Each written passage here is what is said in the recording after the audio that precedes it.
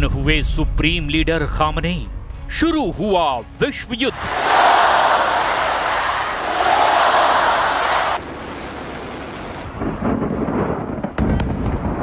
पैंतालीस घंटे में 170 से ज्यादा अमेरिकी मिसाइलें और खाड़ी देशों में मौजूद अमेरिकी मिलिट्री बेसों पर ईरान का अब तक का सबसे भीषण बारूदी पलटवार। इस वक्त मिडिल ईस्ट से जो खबरें आ रही है वो ये साफ कर रही है कि दुनिया तीसरे विश्व युद्ध के मुहाने पर खड़ी है। अमेरिका और ईरान के बीच पिछले महीने हुआ 18 जून का संघर्ष विराम अब इतिहास बन चुका है।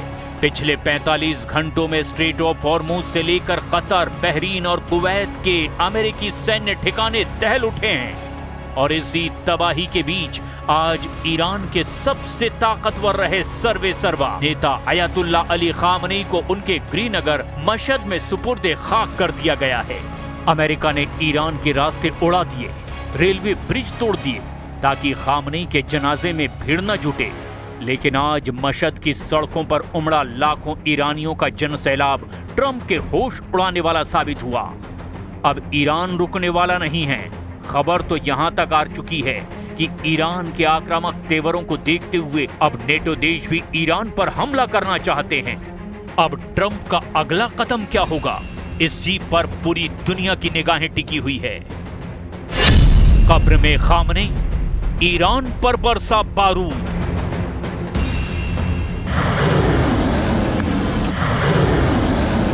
किसी को जरा भी उम्मीद नहीं थी कि अमेरिकी सेना 9 जुलाई यानी खामनेई के सुपुर्दे खाक होने से पहले ही ईरान पर हमले शुरू कर देगी।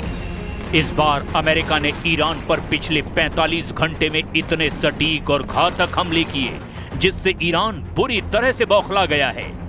अमेरिका दावा कर रहा है कि स्ट्रेट ऑफ हॉर्मुज में ईरान अपनी दादागिरी दिखा रहा है। तेल टैंकरों पर मिसाइल और ड्रोन से हमले किए जा रहे हैं और इसीलिए उस पर हमले किए गए हैं। ईरान ने कतर के 3 तेल टैंकरों पर उस वक्त हमला कर दिया जब उन्होंने ईरानी सेना के आदेश को मानने से इनकार किया, उसकी अनदेखी की, उन्हें अनसुना किया, जिसके बाद ईरान ने कतर के तेल टैंकरों पर हमला कर दिया और अमेरिका ने जवाब में ईरानी तेल ठिकानों और सैन्य ठिकानों पर इतने व्यापक और घातक हमले किए, जिसके बाद ईरान ने ऐलान कर दिया कि अब हम अमेरिका से घातक बदला लेने जा रहे हैं। जरा देखिए पिछले 24 घंटे में ईरान पर अमेरिका ने किस तरह के हमले कहां-कहां किए हैं। 24 घंटे में धुआं ईरान, 90 ठिकानों पर अमेरिकी हमला।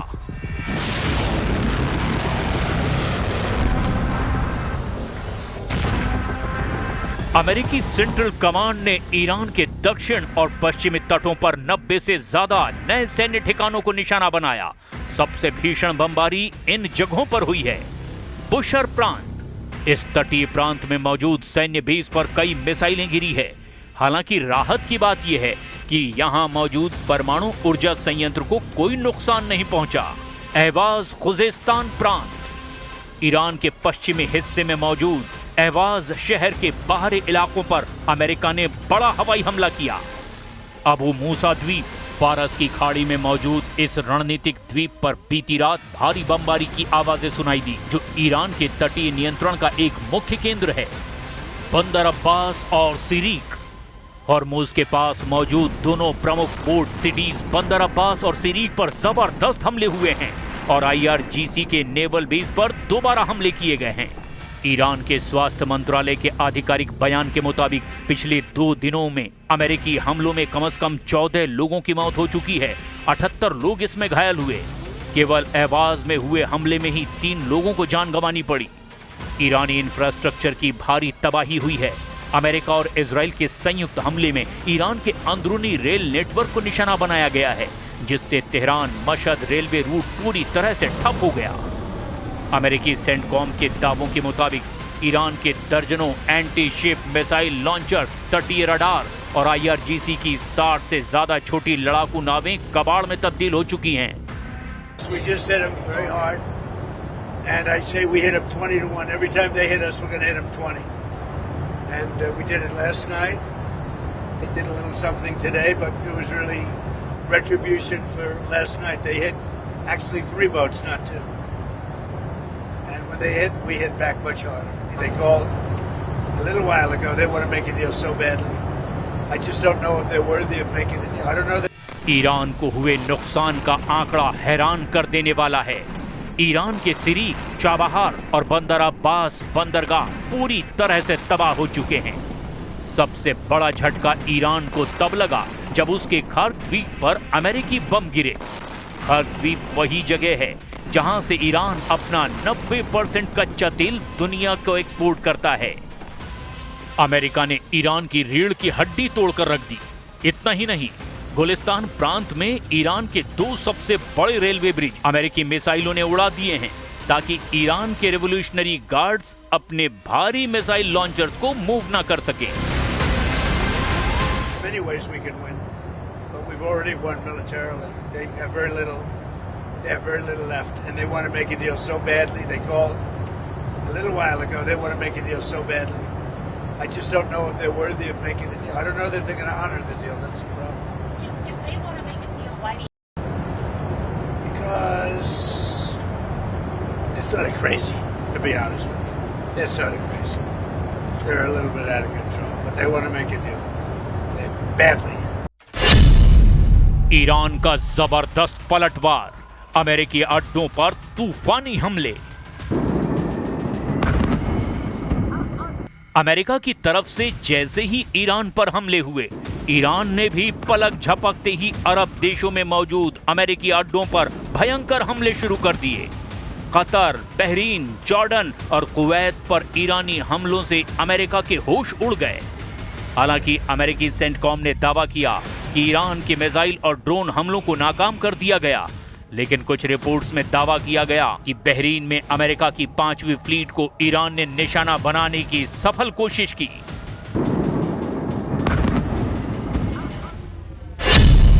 ईरान का जबरदस्त पलटवार, अमेरिकी अड्डों पर तूफानी हमले।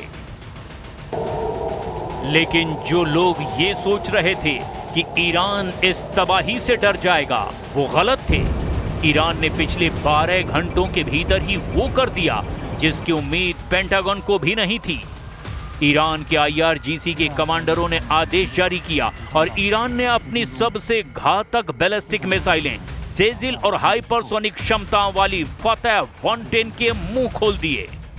ईरान का गुस्सा सिर्फ अमेरिका पर नहीं बल्कि उन खाड़ी देशों पर भी फूटा जिन्होंने अमेरिका को अपने यहां सैन्य अड्डे बनाने की इजाजत दी है। कतर में मौजूद अमेरिका का सबसे बड़ा हवाई अड्डा अल उदैद एयरबेस पर ईरान ने दर्जनों सुसाइड ड्रोन से हमला कर दिया। बहरीन में मौजूद अमेरिका की नौसेना के 5वें बेड़े के मुख्यालय पर ईरान ने सीधे बैलिस्टिक मिसाइलें दाग दी। कुवैत में अमेरिकी कैंप एरिजन के पास ईरानी मिसाइलें गिरने से हड़कंप मच गया। खुफिया रिपोर्ट्स के मुताबिक ईरान के इस पलटवार में अमेरिका के पैट्रियट एयर डिफेंस सिस्टम पूरी तरह फेल साबित हुए, क्योंकि ईरान ने एक साथ सर्मिंग तकनीक का इस्तेमाल किया। मतलब एक साथ सैकड़ों ड्रोन और मिसाइलें दागने वाली तकनीक का इस्तेमाल हुआ। अमेरिकी सेना को खाड़ी देशों में भारी नुकसान उठाना पड़ा और कई सैनिक इसमें घायल भी हुए, ऐसी भी खबरें हैं। बहरीन, कुवैत और कतर में एयर डिफेंस सिस्टम पूरी तरह सक्रिय हैं। कई इलाकों में सायरन बज गए, सुरक्षा एजेंसियों को हाई अलर्ट पर रखा गया। सरकारों ने नागरिकों से आधिकारिक निर्देशों का पालन करने की अपील की है। Dependent on Iran. I mean, they want to help now. You know, it's a little late to the thing because essentially there's not that much fighting to be done. But some will depend on Iran. You know, when they had a chance, an opportunity to help, they chose not to. So, but we're sort of forgetting about that.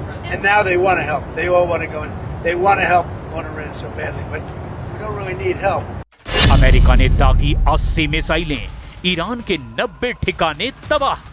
इस खूनी युद्ध ने दुनिया को हैरान कर दिया है कि जब सीज फायर हो गया, 60 दिन के समझौते पर सहमति बन चुकी है, तो फिर अमेरिका और ईरान एक दूसरे पर इतने भयानक हमले क्यों करने लगे? ये कहानी शुरू होती है मंगलवार 7 जुलाई से, जब ईरान ने होर्मुज जलमार्ग पर अमेरिकी और अंतर्राष्ट्रीय 3 कमर्शियल जहाजों पर ड्रोन और मिसाइलों से हमला कर दिया। इसके बाद अमेरिकी राष्ट्रपति डोनाल्ड ट्रंप का गुस्सा 7वें आसमान पर पहुंच गया। तुर्की में हो रही नेटो समिट से ट्रंप ने गरजते हुए ऐलान किया, मेरे लिए संघर्ष विराम खत्म हो चुका है। और फिर अमेरिकी सेना ने शुरू किया ऑपरेशन एपिक फ्यूरी।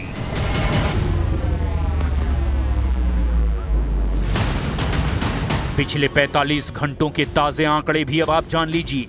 अमेरिकी नौसेना के डिस्ट्रॉयर और पनडुब्बियों ने अरब सागर से एक के बाद एक 80 से ज्यादा टॉमहॉक क्रूज मिसाइलें दागी है। 8 और 9 जुलाई की दरमियानी रात अमेरिका के B-1B लैंसर और B-52 बम वर्षक विमानों ने ईरान के हवाई क्षेत्र के पास पहुंचकर AGM-158 JASSM स्टील्थ क्रूज मिसाइलों से हमला किया। अमेरिका स्थित ASW संस्था ने अमेरिकी सेना के इस नए चरण के हमलों में हैरान करने वाली जानकारियां दी। जरा देखिए, अमेरिका ने किन लड़ाकू जेट और बम वर्षकों से ईरान पर हमले किए हैं। B-1B लैंसर और B-52 स्ट्रेटोफोर्ट्रेस। अमेरिकी सेना ने अपने भारी और लंबी दूरी के अमेरिकी बम वर्षक विमानों B-1B लैंसर और B-52 स्ट्रेटोफोर्ट्रेस से ईरान में तबाही मचा दी है। हवाई क्षेत्र के बाहर से मिसाइलें दागने के लिए इनका इस्तेमाल किया गया। F-35 लाइटनिंग 2 और F-15E strike eagle, F-35 lightning 2 और F-15E स्ट्राइक ईगल जेट से ईरान के एयर डिफेंस सिस्टम और रडार साइट्स को सटीक निशाने से नष्ट किया गया। AGM-158 JASSM। अमेरिका ने अपनी इस सबसे आधुनिक स्टील्थ क्रूज मिसाइल का इस्तेमाल किया, जो बिना रडार की पकड़ में आए ईरान के अंदरूनी हिस्सों में बंकरों को तबाह कर रही है। टॉमहॉक क्रूज मिसाइलें। अमेरिकी नौसेना के युद्धपोतों ने ईरान के तटीय ठिकानों में टॉमहॉक मिसाइलें दागी है। अमेरिका इन हमलों के जरिए ईरान की उस क्षमता को पूरी तरह खत्म करना चाहता है जिससे वो अंतर्राष्ट्रीय व्यापारिक जहाजों को डरा या रोक सके। डोनाल्ड ट्रंप ने सीधे तौर पर कहा कि ये ईरान के द्वारा किए गए शिप बॉम्बिंग का बदला है और अगर ईरान ने दोबारा ऐसा किया तो अंजाम इससे भी बहुत बुरा होगा। खामनेई के जनाजे के बाद ईरान बहुत बड़ा मिसाइल अटैक ना कर दे, इसके लिए अमेरिका उसके परिवहन के रास्तों जैसे रेलवे और पुल को नष्ट कर रहा है ताकि IRGC भारी मिसाइल लॉन्चर्स को तैनात न कर सके। पिछले 45 घंटों के आंकड़े गवाह देते हैं कि ये जंग अब किसी समझौते से रुकने वाली नहीं है। एक तरफ अमेरिका के आधुनिक बारूद हमले हैं तो दूसरी तरफ अपने सर्वोच्च नेता को खो चुकी और बदले की आग में जल रही ईरान की फौज अब आर पार की जंग करने जा रही है। मशहद में खामनेई के दफन की प्रक्रिया मिडिल ईस्ट का भूगोल बदल सकता है। अब देखना यह होगा ईरान खुद पर हुए 20 गुना हमलों का बदला अमेरिका से आखिर कैसे लेता है।